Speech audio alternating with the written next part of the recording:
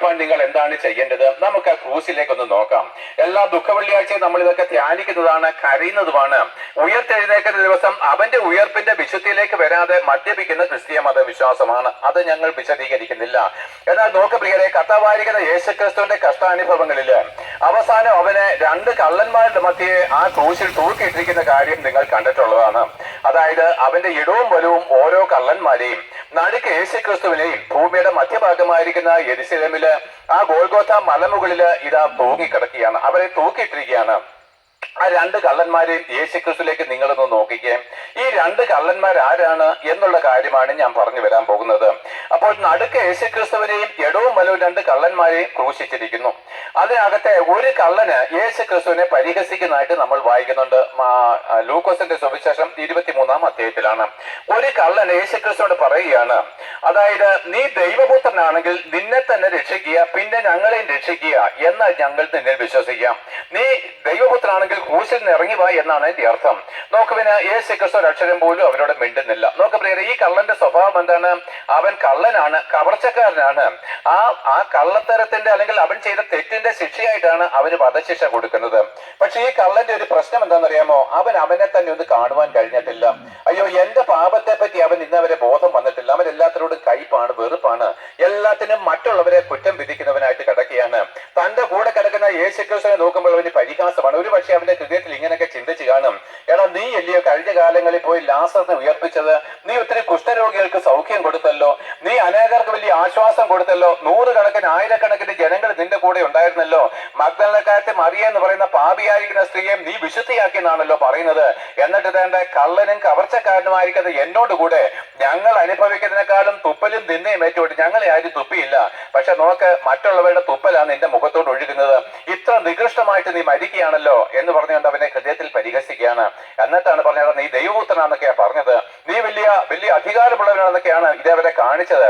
പക്ഷെ ഇതാ ഒരു കള്ളനായിരിക്കുന്ന, എല്ലാവരുടെ മുമ്പിൽ കുറ്റക്കാരനായിട്ട് തീർന്ന എന്നോട് കൂടെ മരിപ്പാൻ തക്കവണ്ണം നീ ഒരു ദരിദ്രനായിട്ട് തീർന്നല്ലോ. എന്നാൽ നോക്ക് പ്രിയരെ, അതിന്റെ അങ്ങേപ്പുറം മറ്റൊരു കള്ളൻ കിടപ്പുണ്ട്. ഈ കള്ളൻ എന്താണ്? ഈ ആദ്യം കർത്താവിനെ ശാസിച്ച കള്ളനെ ശാസിക്കുകയാണ്, എടാ സമശിക്ഷാവിധിയിലായിട്ടും നീ ദൈവത്തെ ഭയപ്പെടുന്നില്ലയോ? അപ്പോൾ നോക്ക് പ്രിയരെ, അവന്റെ അതേ സ്വഭാവമുള്ള ഒരു കള്ളനാണ് ഇപ്പുറത്ത് കിടക്കുന്നത്. ഒരു വ്യത്യാസവുമില്ല. എല്ലാവരും പാപം ചെയ്ത് ദൈവ തേജസ് നഷ്ടപ്പെടുത്തിയവരാണ്. അതായത് ഒരേ സ്വഭാവമുള്ള, ഒരേ തെറ്റിന് ഒരേ ശിക്ഷ അനുഭവിക്കുന്ന രണ്ട് കള്ളന്മാർ, ഒരു വ്യത്യാസവുമില്ല രണ്ടുപേരും തമ്മില്. പക്ഷെ ഒരു കള്ളൻ കർത്താവിനെ കാണുന്ന കണ്ണ് എങ്ങനെയാണ്, അവന്റെ ഹൃദയ വിചാരങ്ങൾ എങ്ങനെയാണ്?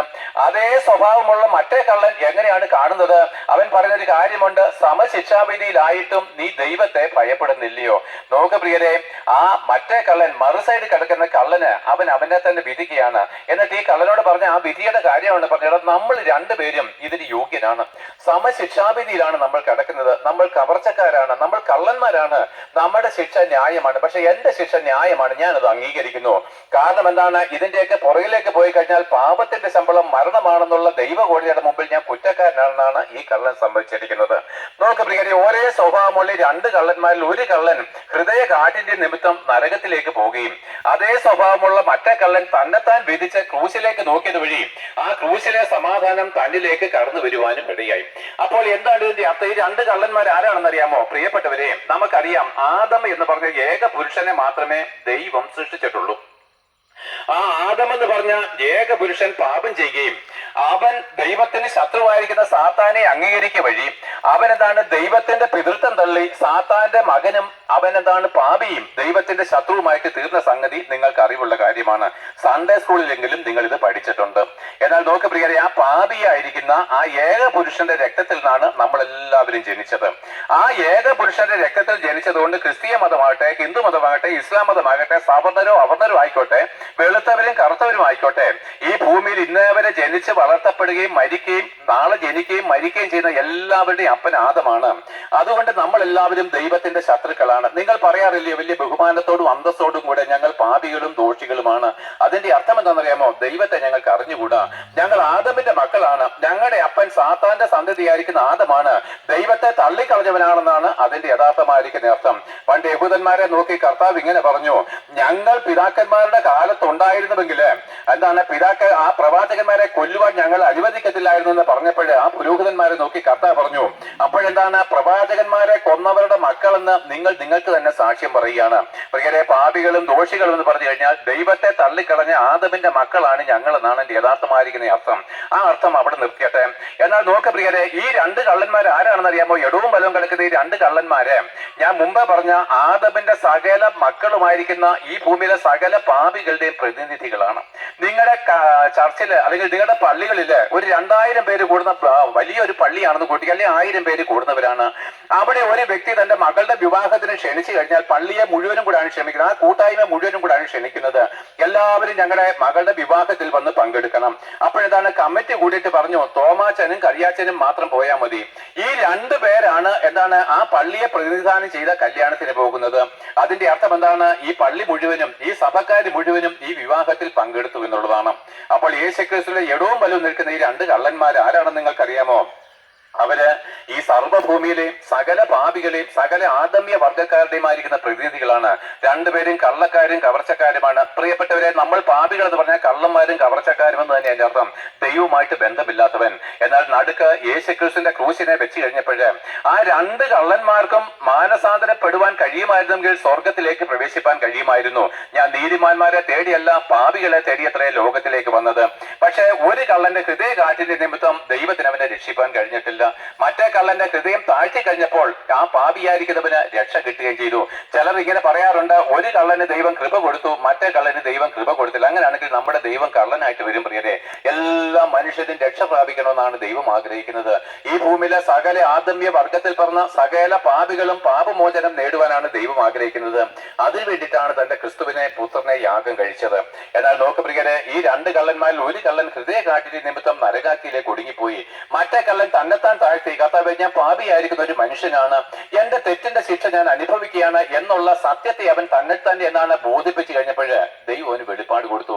മറ്റവനും ഇങ്ങനെ ഒരു താഴ്മ ഉണ്ടായിരുന്നെങ്കിൽ ദൈവം അവന് വെളിപ്പാട് കൊടുക്കുമായിരുന്നു. അവൻ ഈ ക്രൂശിലേക്ക് തന്നെ സത്യയോടെ നോക്കിയാണ് ഈ 2ാമത്തെ കള്ളന്. അവനൊരു കാര്യം പെട്ടെന്ന് മനസ്സിലായി, ഞാൻ എന്നെ തന്നെ താഴ്ത്തിയപ്പോൾ, അല്ലെങ്കിൽ കർത്താവ് ഒരിക്കൽ ഇങ്ങനെ പറഞ്ഞു, ദുഃഖിക്കുന്നവർ ഭാഗ്യവാന്മാർ, അവർക്ക് ആശ്വാസം ലഭിക്കും.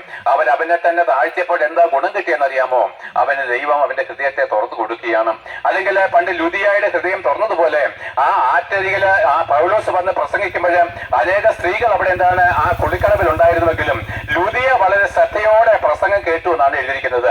ദൈവം അവിടെ ഹൃദയം തുറന്നു. പ്രിയരെ, ഞങ്ങളുടെ ഈ പ്രസംഗം നിങ്ങൾ ആരെങ്കിലും ശ്രദ്ധയോടെ കേൾക്കുന്നുണ്ടോ?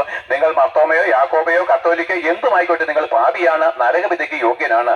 എന്നാൽ നോക്ക് പ്രിയരെ, അവണ്ണം തന്നെ ആ മറ്റേ കള്ളൻ തന്നെത്താൻ താഴ്ത്തിയപ്പോൾ ദൈവം വെളിപ്പാട് കൊടുത്തു.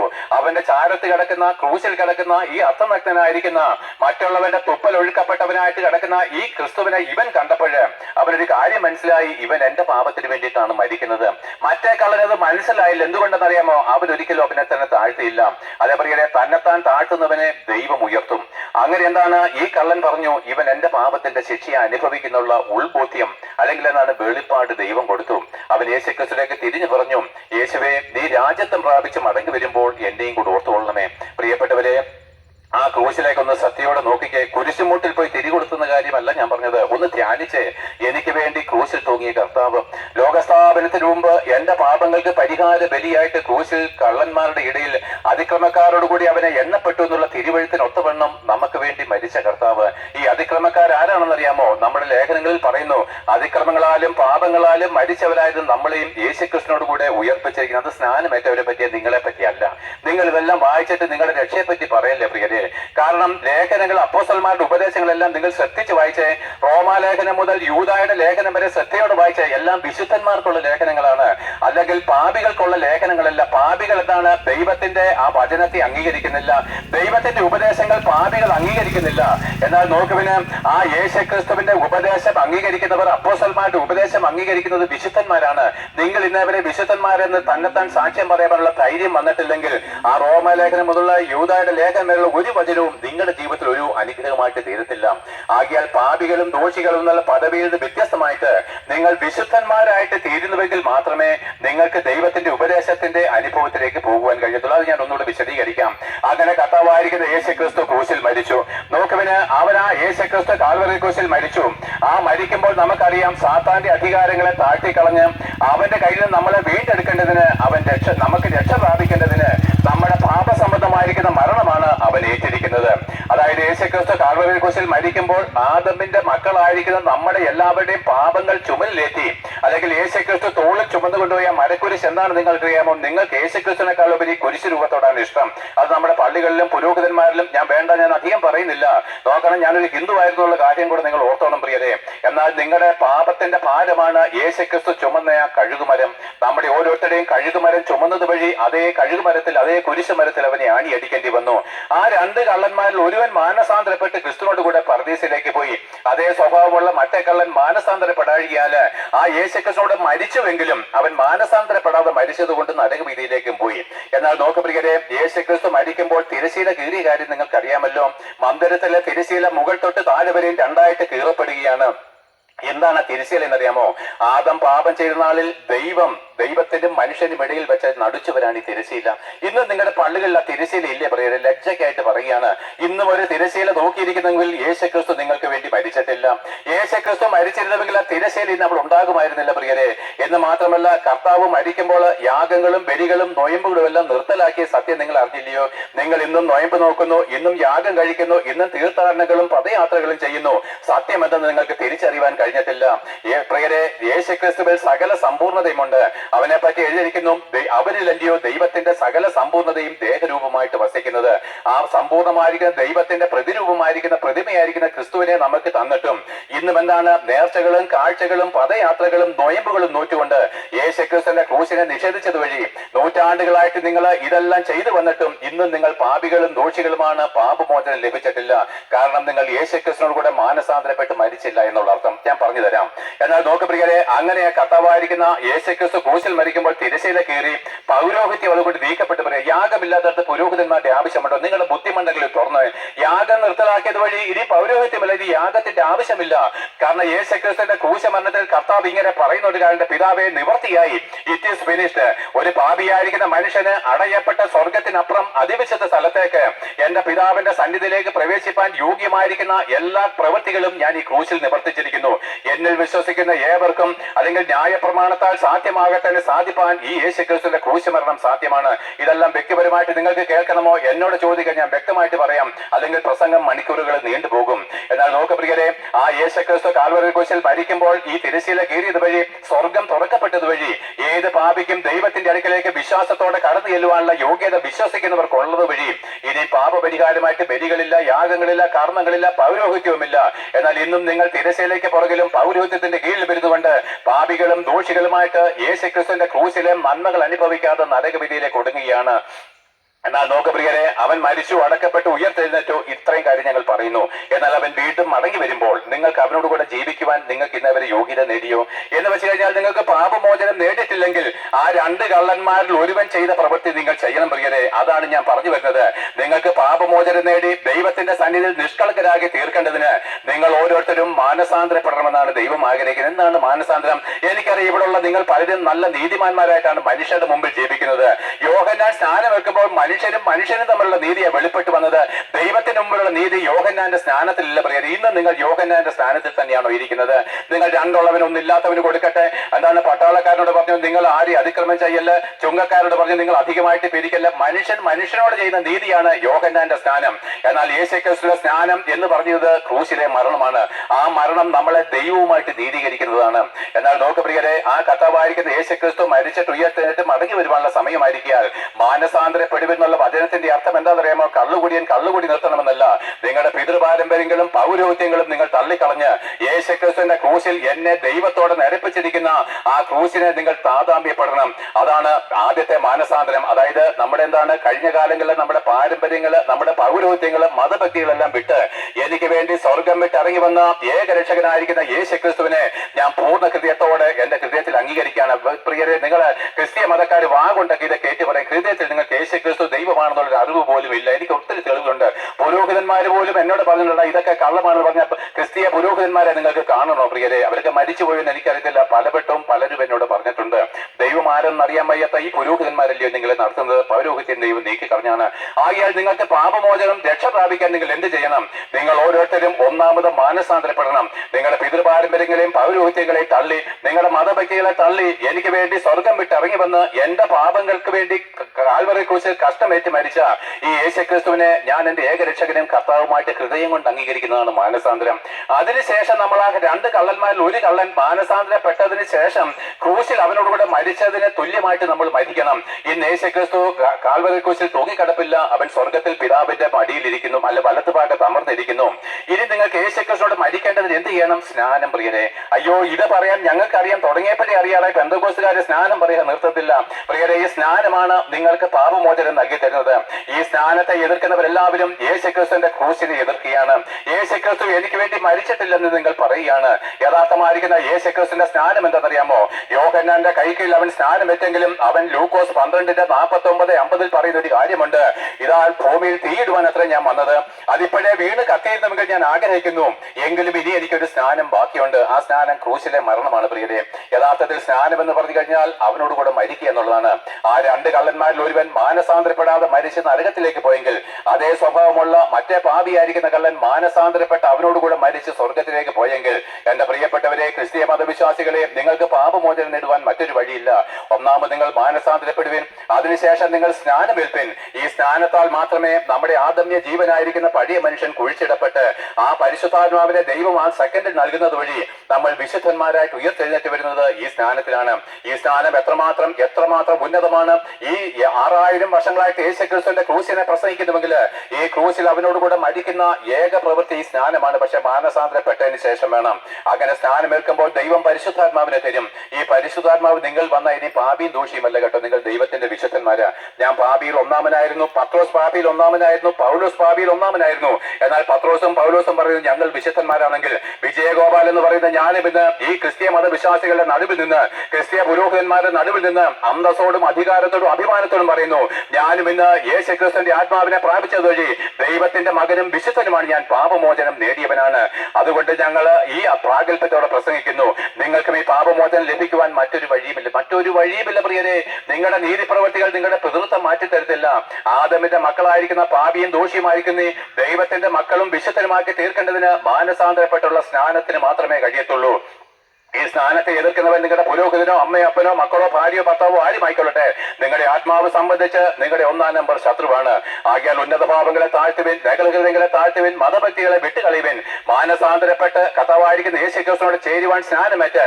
ഇങ്ങനെ പറയുന്നു, അവനോട് ചേരുവാൻ സ്നാനമേൽക്കണം. അതായത് സ്നാനത്താൽ അല്ലാതെ നമുക്ക് അവനുമായിട്ട് ചേരുവാൻ കഴിയത്തില്ല. ഒരു പെൺകുട്ടിയും പുരുഷനും തമ്മിൽ സ്നേഹബന്ധത്തിൽ എത്ര വർഷം കഴിഞ്ഞാലും വിവാഹത്തോടു കൂടി മാത്രമേ ലോകം അവർ ഒന്നിച്ച് ചേരുവാൻ അനുവദിക്കുന്നത് പോലെ യേശുക്രിസ്തുവോട് നിങ്ങൾ ഇന്നേവരെ ചേർന്നിട്ടില്ല. അതുകൊണ്ടാണ് നിങ്ങൾ പാപിയായിട്ടിരിക്കുന്നത്. പാപിക്ക് ദൈവവുമായിട്ട് ചേരുവാൻ കഴിയത്തില്ല. പാപമോചനം സ്നാനത്തിലാണ് പ്രിയരെ. ഈ സ്നാനത്തെ എതിർക്കുന്നവർ നിങ്ങളുടെ ആത്മാവ് സംബന്ധിച്ച് 1-ാം നമ്പർ ശത്രുക്കളാണ്. ആകയാൽ ഉന്നത പാപങ്ങളെ താഴ്ത്തിവിൻ, നഗരഹൃദയങ്ങളെ വിട്ടുകഴിഞ്ഞ് മാനസാന്തരപ്പെട്ട് സ്നാനമേറ്റ് അവന് വേണ്ടി കഷ്ടയും നിന്നയും ഏൽക്കുവാൻ വേണ്ടിയിട്ടും കൂടിയാണ് ദൈവം വിളിക്കുന്നത്. അവനോടുകൂടെ മരിച്ചുവെങ്കിൽ നാം അവനോടുകൂടെ ജീവിക്കും. അതായത് സ്നാനത്താൽ അവനോടുകൂടെ കഷ്ടമേറ്റാൽ നമ്മൾ അവനോടുകൂടെ 1000 ആണ്ട് സ്വർഗത്തിൽ ഈ ഭൂമിയിൽ വാഴും പ്രിയരെ. ഇതിനുവേണ്ടി നിങ്ങളെ തന്നെ സമർപ്പിപ്പിന്. നിങ്ങൾക്ക് പാപമോചനം വേണമെങ്കിൽ ചെയ്തുകൊള്ളും പ്രിയരെ. മതഭക്തി ഒന്നിനും ഉതകത്തില്ല. ക്രിസ്തീയ മതത്തിൽ ദൈവമില്ല, മറ്റൊരു മതത്തിലും ദൈവമില്ല. പാപമോചനം നൽകി തരുവാൻ കഴിയാത്തതെല്ലാം സാത്താന്യമാണ്. നല്ല നല്ല ഉപദേശങ്ങളുണ്ട്, പക്ഷെ പാപമോചനം നൂറ്റാണ്ടുകളായിട്ട് നിങ്ങൾക്ക് കിട്ടിയിട്ടുമില്ല. എന്നാൽ നോക്ക് പ്രിയരെ, അങ്ങനെ സ്നാനമേറ്റ ചിലർ പള്ളികളിൽ പോയി പാപിയും ദോഷിയുമായിരിക്കുന്ന ആ പഴയ അനുഭവത്തിൽ ഒന്നിച്ച് അപ്പം നുറുക്കുന്നവരുണ്ട്. പ്രിയരെ, വിശുദ്ധന്മാരും പാപികളും ചേർന്ന് എങ്ങനെയാണ് ക്രിസ്തുവിന്റെ ശരീരത്തിന്റെ ആ ഓർമ്മ പുതുക്കുന്നത്? അവൻ വിശുദ്ധന്മാർക്ക് വേണ്ടിയിട്ടല്ലേ, അവൻ വിശുദ്ധന്മാരെ ചേർക്കുവാനല്ലേ മടങ്ങി വരുന്നത്. ഈ അപ്പം നുറുക്കുമ്പോഴെല്ലാം നമ്മൾ പ്രതിപാദിക്കുന്ന ഒരു കാര്യമുണ്ട്. യേശു യേശുക്രിസ്തു ഇതേവരെ മടങ്ങി വന്നിട്ടില്ല. അവൻ നാളെ മടങ്ങി വരും. എനിക്ക് വേണ്ടി അവൻ ക്രൂശിൽ മരിച്ചു എന്നുള്ള ഉറപ്പാണ്, വിശ്വാസമാണ്. ആ ഓർമ്മയാണ് യഥാർത്ഥമായിരിക്കുന്ന ഈ തിരുവത്താഴത്തെ ശുശ്രൂഷ എന്ന് പറഞ്ഞത്. അതെല്ലാം വിശദീകരിക്കാൻ പോയ സമയം പോകും. ആകിയാൽ നോക്ക് പ്രിയരെ, നിങ്ങൾ പാപികളും ദോഷികളും എന്നുള്ള സാക്ഷ്യത്തോടു കൂടിയാണ് നിങ്ങളുടെ വലിയ പുരോഹിതന്മാർ വരെ മരിക്കുന്നതെങ്കിൽ നരകാഗ്നി മാത്രമേ ബാക്കിയുള്ളൂ എന്നുള്ള സത്യം തിരിച്ചറിഞ്ഞുകൊള്ളുവിൻ. പാപിയായിരിക്കുന്ന ഒരു പുരോഹിതന് പാപിയായിരിക്കുന്നതിനെ സ്വർഗത്തിലേക്ക് കൊണ്ടുപോകാൻ കഴിയത്തില്ല. കുരുടനെ വഴി കാണിച്ചാൽ ഇരുവരും കുഴിയിൽ വീഴും. എന്നാൽ നോക്ക് പ്രിയരെ, നിങ്ങളുടെ ഈ ഉപദേശം വിട്ട്, ഞാൻ ബൈബിളിൽ നിന്നാണ് സംസാരിച്ചത്, നിങ്ങളുടെ മതപരമായിരിക്കുന്ന ഉപദേശം ഇതിന് വിരുദ്ധമാണ്. എന്നാൽ പ്രിയരെ, നിങ്ങൾ ഈ ഒരു അനുഭവത്തിലേക്ക് വരാതെ മാനസാന്തരപ്പെട്ട് സ്നാനമേറ്റവരുള്ള വിശുദ്ധന്മാർ വേണം ഒന്നിച്ചു ചേർന്ന് വേണം ജീവിക്കുവാന്. അവർ ഒന്നിച്ച് വേണം അപ്പം നുറുക്കുവാൻ. അങ്ങനെയുള്ളവർ വേണം കൂട്ടായ്മയിലായിരിക്കാൻ. വിശുദ്ധന്മാരുടെ കൂട്ടായ്മ, വിശുദ്ധന്മാരുടെ ശരീരമാകുന്ന കൂട്ടായ്മയാണ് സഭ. യേശുക്രിസ്തു വിശുദ്ധമാണെങ്കിൽ അവന്റെ ശരീരമാകുന്ന സഭയും വിശുദ്ധന്മാരുടെ കൂട്ടമാണ്. പാപികളുടെ കൂട്ടം എങ്ങനെ യേശുക്രിസ്തുവിന്റെ ശരീരമാകും? നിങ്ങൾക്ക് ബുദ്ധിയില്ലയോ? ചിന്തിച്ചുകൊള്ളും പ്രിയരെ. എന്നാൽ നോക്കുവിന്, നിങ്ങൾ ഇതിനെ തള്ളി ഇതേപോലെ മതഭക്തിയിലും പിതൃപാരമ്പര്യത്തിലും പൗരോഹിത്യത്തിലുമാണ് മരിക്കുന്നതെങ്കിൽ പ്രിയരെ, ഇന്നാണ് ക്രിസ്തു വരുന്നതെങ്കിൽ ഇന്നേക്ക് 1000 ആണ്ട് തികയുന്നത് ലോകം അവസാനിക്കും. അന്ന് പാപികളായിരിക്കുന്ന പുരോഹിതന്മാർ ഉൾപ്പെടെയുള്ളവർ കല്ലറകളെ വിട്ട് എഴുന്നേറ്റ് വരും. നിങ്ങൾ വളരെ ഭക്തരാണ്, പള്ളിഭക്തി മാത്രമാണ്, കർത്താവിനുള്ള ഭക്തി വന്നിട്ടില്ല പ്രിയരെ. പക്ഷെ അന്ന് 1000 ആണ്ട് കഴിഞ്ഞ് ലോകാവസാന ദിവസം നിങ്ങൾ ഉയർത്തെഴുന്നേക്കുന്നത് നീതിമാന്മാരുടെ കൂടെ വസിപ്പാനല്ല, നിത്യ നരകാഗ്നിയിലേക്ക് ന്യായവിധിക്ക് വേണ്ടിയിട്ടാണ്. പ്രിയപ്പെട്ടവരെ, കരഞ്ഞോണ്ടാ പ്രസംഗിക്കുന്നത്. അയ്യോ, കണ്ണുനീരോടുകൂടിയാ പ്രസംഗിക്കുന്നത്.